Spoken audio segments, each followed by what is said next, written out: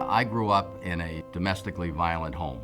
I envy people that grow up in this happy household that their mom and dad got along and they were there hugging all the time. But when I was coming home from school as a youngster and I saw my dad's car in front of the house, I went to a friend's house.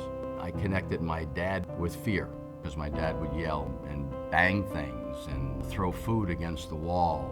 I never saw him physically abuse my mom, but I saw evidence that that was taking place.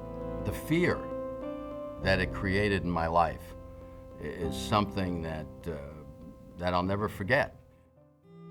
When we first started the Safe at Home Foundation, my wife and I, we went into a middle school. I explained that I grew up in this violent home.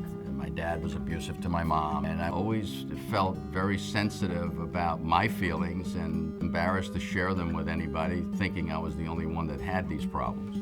I looked up, and there were probably 6 or 8 youngsters that were just shaking their head like this. And I think what we want to get across, among other things, is the fact that you're not alone. The way to treat people is the way you want to be treated.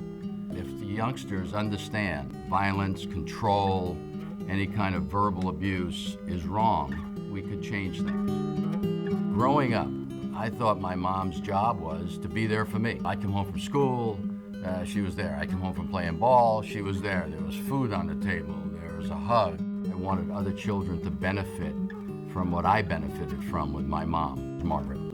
And we created Margaret's Place. We provide a counselor, provide a safe haven if that child wants to go into this room and read a book or play a game. And if I had known, or if I had a Margaret's Place to go to, it would have been easier for me because I didn't have to carry this burden all by myself.